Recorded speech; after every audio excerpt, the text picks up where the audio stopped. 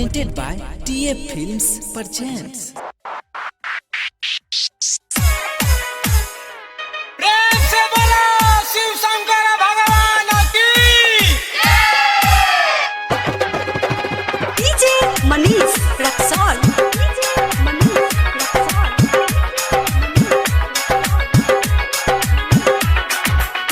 मोहन करे सिलावट परलो ओढ़ा से कुछ दिराउर चिला में भोला जी हमसे भंगिया ना पिसाई गणेश के पापा तो जाई बनई हर भोला जी हमसे भंगिया ना पिसाई गणेश के पापा तो जाई बनई हर भोला जी हमसे भंगिया ना पिसाई गणेश के पापा तो जाई बनई हर भोला जी। डीजे मनीष रक्सौल।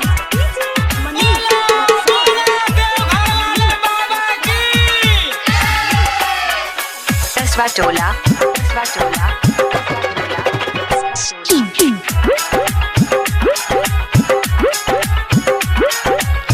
बथता कलाई भोला भंगिया पिसते पिसते कहत नहीं खिरौरा से बात हम खोल के कहत नहीं खिरौरा से बात हम खोल के बथता कलाई भोला भंगिया पिसते पिसते कहत नहीं खिरौरा से बात हम खोल के नहीं के मिलत गाजा और धतूर भोला जी हमसे भंगिया न पिसाई गणेश के पापा तो जाई बनई हर भोला जी हमसे भंगिया न पिसाई गणेश के पापा तो जाई बनई हर भोला जी हमसे भंगिया न पिसाई गणेश के पापा तो जाई बनई हर भोला जी।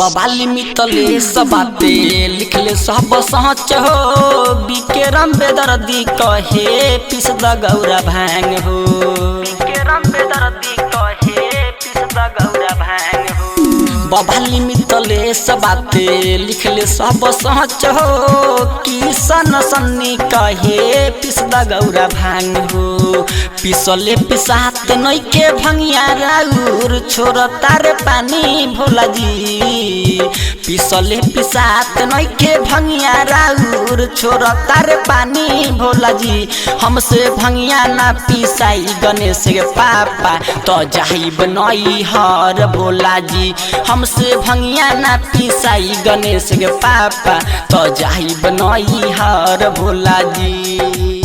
मोहन करे सिलावट परलो ओढ़ा से कुछ दिराउर चिला में भोला जी हमसे भंगिया ना पिसाई गणेश के पापा तो जाई बनई हर भोला जी हमसे भंगिया ना पिसाई गणेश के पापा तो जाई बनई हर भोला जी हमसे भंगिया ना पिसाई गणेश के पापा तो जाई बनई हर भोला जी।